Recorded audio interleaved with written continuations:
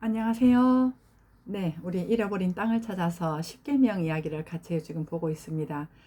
지난 시간에는 그 1계명에 대해서 했었죠. 근데 이제 그 1계명에 대해서 삶으로 체화하는 부분에 대해서 좀 설명이 미진한 느낌이 있어가지고요. 삶으로 체화하기 하는 부분으로 초점을 맞춰서 오늘 말씀을 좀 나눠보도록 하겠습니다. 출애굽기 20장 3절 말씀에 너는 나 외에는 다른 신들을 내게 두지 말라. 요게 우리가 알고 있는 1계명이죠. 지난 시간에 하나님이 말씀하신 나라고 하는 속성은 절대적 속성을 말한다고 했습니다. 그러니까 절대적 속성이라는 것은 그림자가 없는 상태. 다시 말하면 문제라고 하는 것이 없는 상태를 얘기하는 거거든요. 그 문제라고 하는 것은 상대적인 개념이잖아요. 이러한 상대적이 아닌 절대적 통합 상태를 온전하다라고 말씀을 하는 것이죠. 그리고 그 온전함이라고 하는 삶의 양태가 성경에서는 이렇게 묘사를 하고 있습니다. 신명기 8장 9절입니다. 네가 먹을 것에 모자람이 없고 내게 아무 부족함이 없는 땅이며 그 땅의 돌은 철이요 산에서는 동을 캘 것이라. 네가 먹어서 배부르고 내 하나님 여호와께서 옥토를 내게 주셨으므로 말미암아 그를 찬송하리라. 예, 부족함이 없이 충족한 상태에서 찬양이 있는 그걸 얘기를 하고요. 이사야 40장 28절부터 한번 읽어보겠습니다.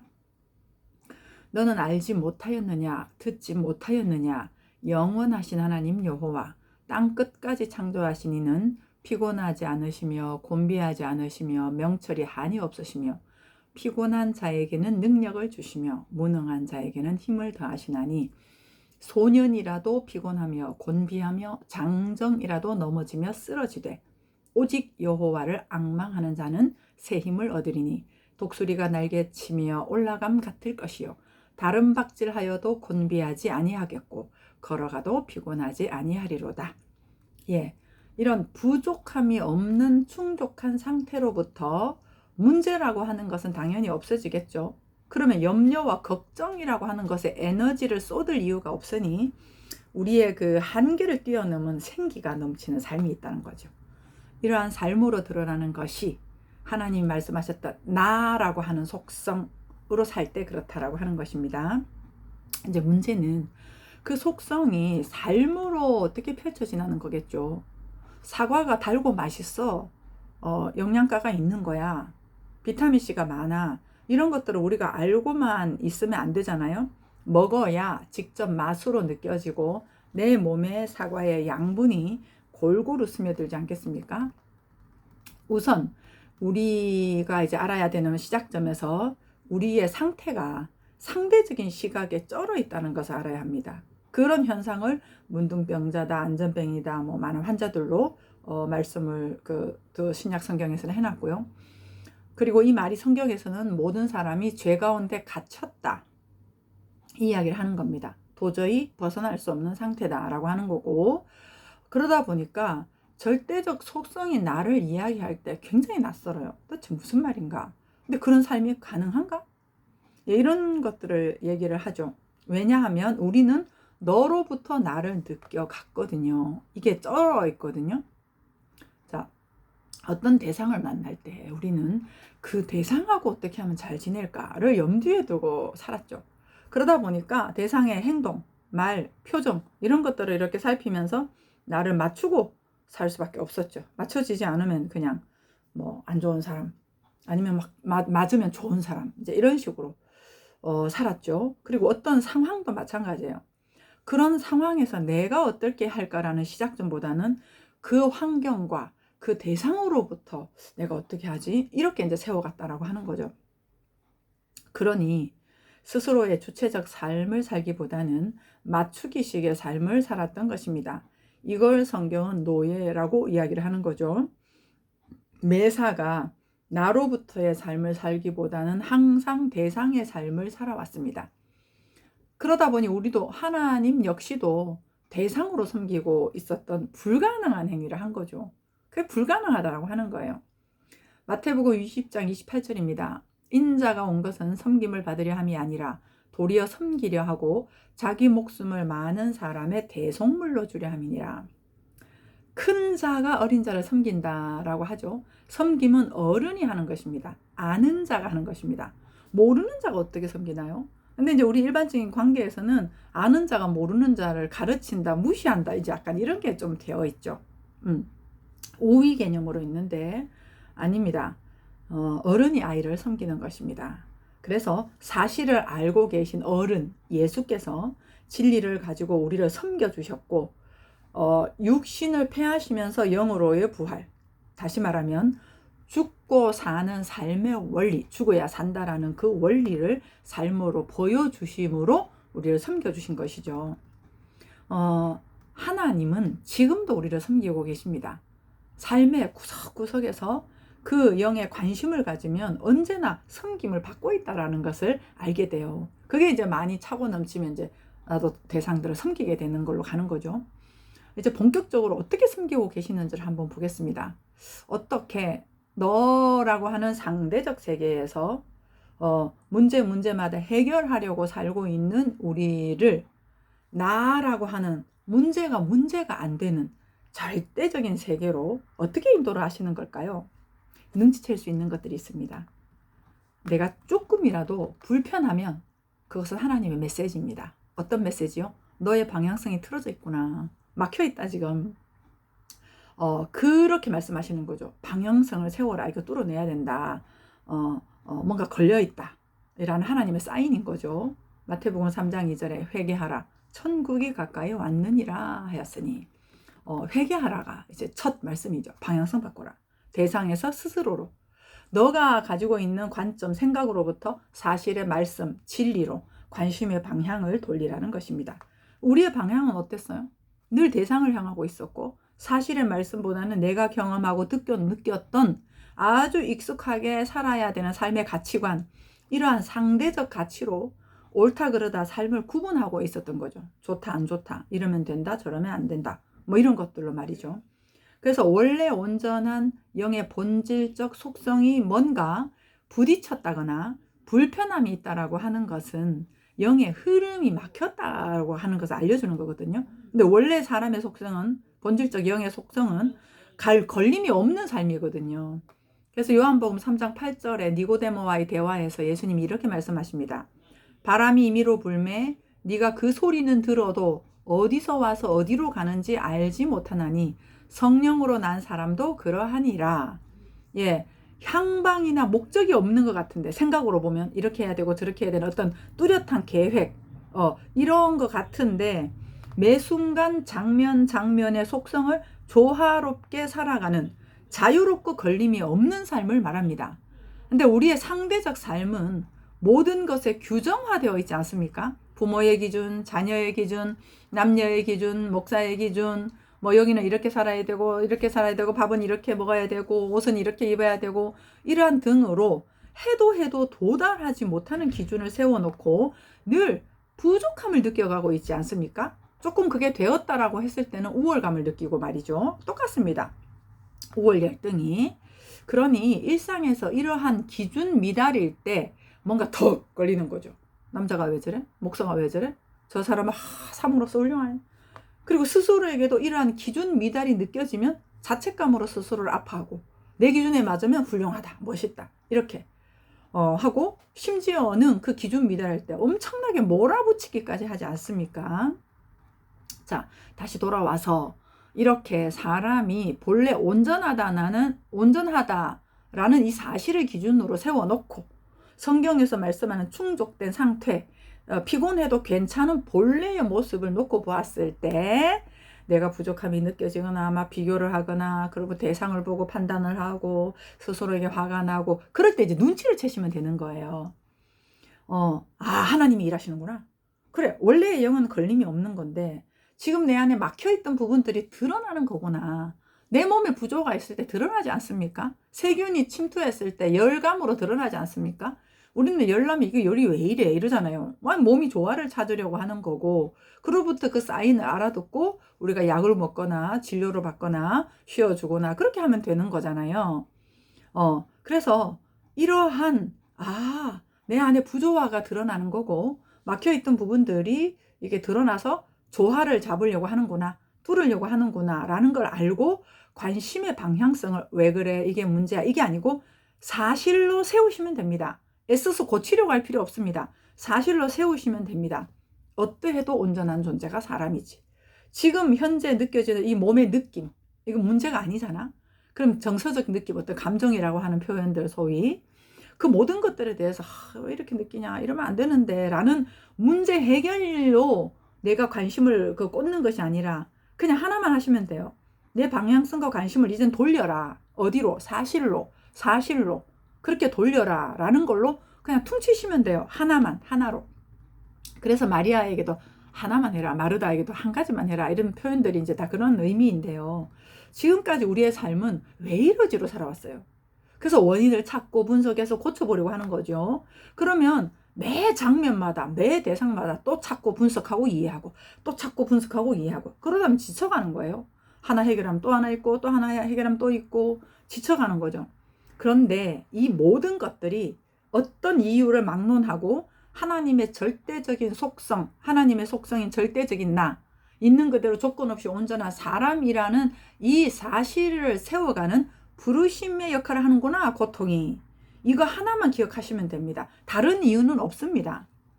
그리고 그 부딪힘에 대해서, 그 불편함에 대해서 대상을 향하고 원망하는 방향성으로부터, 그리고 나 스스로를 아파하고 자책하고 판단하는 익숙한 습관이죠.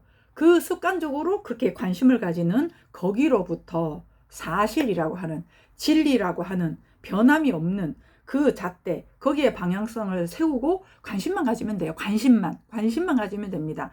고치려고 할수록 늪에 빠집니다. 그냥 관심만 가지면 됩니다. 사람은 관심으로 알아지거든요. 이것이 낯설어요. 세상에서는 너와 나의 분리로부터 비교와 옳고 그름으로 판단하고 거기에서 이유와 원인을 찾아서 뭔가가 내 머리에 합당하면 이제 막 이렇게 해결됐다 이렇게 보는 거잖아요. 근데 그건 근원적인 해결은 아니거든요. 또 문제 발생하고 또 그렇게 해결하고 또 문제 발생하고 이렇게 고갈되죠. 이것이 세상의 보편적인 룰입니다. 이러한 상대적 세계로부터 깨어나는 게 구원이다 라고 하는 거죠. 근데 여기까지는 이제 모든 영성단체에서 이야기를 하고 있어요. 이렇게 좀 막 깨어나는 상태, 객관적인 상태, 바라보는 상태, 지켜보는 상태, 뭐 이런 거 있잖아요. 하나인 상태. 근데 문제는 이게 삶으로 살아야 된다는 건데요. 모든 원망이 종식되고 스스로에게서 삶의 기쁨이 넘쳐나는 배에서 생수가 흘러나는 세상에 그 무엇도 나를 훼손할 수 없다라고 하는 두려워 말라 내가 너와 함께 함이니라. 담대하라 내가 세상을 이겨노라 했던 그 믿음 말이죠. 그러한 것들에 대한 것이 확신 이상의 것으로 당연하다라는 걸로 삶이 되어져야 된다는 거죠. 왜냐하면 이게 사실이기 때문에 그렇습니다. 자, 다시 한번 정리해 보겠습니다. 일상에서 부딪힘이나 불편함이 느껴질 때 스스로에게로 방향성을 돌리는 연습을 해보세요. 대상은 모든 대상, 어떤 대상이라도 이 스스로의 그 모든 내 전체성을 다 있는 그대로 드러나게 하는 역할을 합니다. 우리는 좋은 거는 감추고 안 좋은 것만 막 추구를 하고 이렇게 살거든요. 그러니까 이 몸이나 이 느낌이 온전하면 안 돼요. 웬 좋고 싫음의 구분이 있으니까. 그러니까 삶도 그렇죠. 좋은 느낌을 주는 거 대상만 추구하고 안 좋은 느낌을 주는 그 대상한테는 이제 회피하고 그런 삶도 못 살고 이런 거죠. 근데 이 모든 것을 드러나게 하는 역할을 한다는 거죠. 구석구석에서. 그래서 모든 것들이 빛으로 다 드러나야 합니다. 에베소서 5장 13절 말씀에 그러나 책망을 받는 모든 것은 빛으로 말미암아 드러나나니 불편한 이런 것들이죠. 드러나는 것마다 빛이다. 빛이 함유된다. 이렇게 되는 거죠. 드러나야 빛 속에서 그림자로 있으면서 가작가작대고 이거 들키면 안 되는데 막 누가 무시하는 것 같고 이런 걸로 내가 노예로 살지 않는다는 거죠. 그래서 빛 속에서 그림자로 있지 않고 정오의 빛처럼 온전함이 드러나는 거죠. 시편 37편 6절입니다. 내 의를 빛같이 나타내시며 내 공의를 정오의 빛같이 하시리로다. 근데 이제 이렇게 드러날 때는 사실상 힘이 들어요. 그래서 대상을 향하여 대상 때문이라고 하고 원망하고 대상이 잘못된 것처럼 이야기를 하면서 스스로의 불편함을 이제 조금이나마 이렇게 달래고 있는 거죠. 근데 고통은 없어지는 것이 아니라 골만 자꾸 깊어져서 자꾸 뭔가 모르게 무거워지는 거죠. 이 모든 것은 스스로에게서 느껴지는 스스로의 것들입니다. 그래서 그 이스라엘 백성들이 노예 상태에서 출애굽해서 광야 훈련 가운데 있었던 백성들의 상태를 묘사한 부분이 있어요. 고린도전서 10장 10절입니다. 그들 가운데 어떤 사람들이 원망하다가 멸망시키는 자에게 멸망하였나니 너희는 그들과 같이 원망하지 말라. 이 원망이라는 삶의 태도는 스스로가 온전한 주체, 절대적 속성이 나로 있지 못하고 대상으로 있음을 말하는 거거든요. 대상으로 있으면 내 안에 천국, 내 안에 원천적 샘물이 흘러나오지를 못하기 때문에 그렇죠. 그러니 우물이 있는 곳에 샘을 파야지요. 그 우물은 스스로의 중심부인 나를 대상화한 것도 아니고 나는 이런 사람 저런 사람도 아니고 절대적 나, 성경에서 말씀하는 온전한 나, 그것이 스스로의 중심부인 거죠. 그리고 이제 중요한 한 가지가 방향성을 스스로 둘 때 말이죠. 스스로에게서 느껴지는 것들에 대해서 판단을 하면 안 됩니다. 왜 그럴 수밖에 없는지를 알면 됩니다. 예를 들어 화가 났어요. 원망, 미움이 있어요. 내가 나를 이럴 때 왜 이러지? 이런 느낌 진짜 힘든데 막 이런 게 아니고 내가 나를 절대적으로 온전한 사람이라는 걸 알고 있지 못하고 대상으로부터 내 존재감을 느껴갖고 대상이 인정해줄 때, 인정해주지 않을 때, 그로부터 내가 온전하다, 온전하지 않다라고 느껴갔던 잘못된 알미 있어서 그렇구나. 사람은 하나님의 형상으로 원래가 각자의 유일한 나들인 거지. 누가 누구를 비교하고 대상의 기준, 나의 기준으로 판단을 하는 존재가 아닌 것이지. 이렇게 대상으로 나를 느껴갈 수밖에 없는 삶을 살았기 때문에 이렇게 느껴지는 것들이 당연한 거구나. 몰라서 그랬구나. 라는 것을 알고 상대적 불편함을 느끼고 있는 스스로를 잡지 말고 그럴 수밖에 없는 삶의 바닥을 인식하시면 됩니다. 이걸 알면요. 내가 이렇게 참 잘 살아왔구나. 그 눈물이 납니다. 예. 그리고 이제 새로운 바닥에서 연습을 하시면 됩니다. 익숙해져서 내 것인 줄 알고 살았던 태도들, 화내거나 삐지거나 대상 원망하거나 나를 자책하는 구조에서 스스로가 온전한 나라고 하는 것을 사실로 세우고 새로운 움직임을 해보는 겁니다. 생뚱맞게 웃어보기도 하고 아무렇지도 않은 척 다가가 보기도 하고 미친 척 안아주기도 하고 내 상태를 옛사람의 패턴 속에 그냥 이렇게 두지 말고 움직여보는 것입니다. 이제 사실을 알아갈 때 이 움직임은 더 활발해지겠죠. 이것이 사과를 알고만 있는 게 아니라 먹는 거예요. 보고만 있는 게 아니라 내 양분으로 내가 체화를 하는 그런 과정입니다. 소화시키는 거죠. 이렇게 조금씩 연습을 하다 보면 새로운 방식이 체화가 됩니다. 겉으로 보면 마치 일반적으로 긍정적인 삶을 얘기하는 거 아니야? 이럴 수 있거든요. 아니요. 행동 하나를 좋게 만들려는 시도가 아닙니다. 부족하다라는 스스로의 인식을 하고 있는 부족 바닥에서 부족하니 뭔가 고쳐야 돼, 개선해야 돼 라고 하는 것이 아닌 부족하다는 게 착각이었잖아. 아니었잖아. 그것 때문에 내가 대상의 영향을 받으면서 느껴갔었구나. 그러다 보니 불편함이 당연히 느껴지는 거지. 근데 이게 사실이 아니었잖아. 스스로 온전한 건데. 그래. 내가 알고 있었던 것들이, 느껴갔던 것들이 잘못된 바닥에서 그랬어 라는 것에 도장을 꽝 찍는 과정이거든요. 근데 이렇게 처음에는 도장이 좀 희미합니다. 근데 자꾸 찍고 그러다 보면 나중에 찍을 일이 없어져요. 왜? 사실이 드러나니까요. 원래가 부족하지 않았으니까요. 다른 것들은 착각이니까 없어지죠. 시간 지나면 우리가 시간이 해결한다. 이런 얘기 하잖아요. 왜 그래요? 사실이 아니어서 그래요. 예. 원래가 부족하지 않았기 때문입니다. 부족하다는 상대적 시각의 개념이었기 때문에 사실이 아니었던 것입니다. 이렇게 연습이 쌓이면 부족함이 당연시 되었던 과거에서 온전함이 당연시 되고 그 온전함으로 삶을 바라보니 모든 삶이 살가워지고 소중해지고 따뜻해집니다.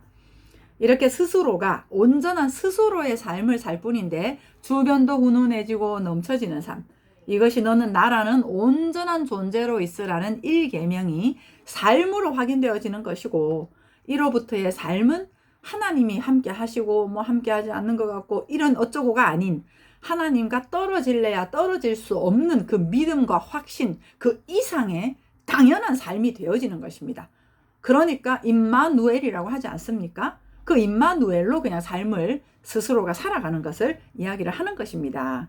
예, 고린도후서 5장 17절 말씀입니다. 그런즉 누구든지 그리스도 안에 있으면 새로운 피조물이라. 이전 것은 지나갔으니 보라 새 것이 되었도다. 새 것이 될 것이다가 아니라 새 것이 되었도다. 할렐루야. 아멘입니다.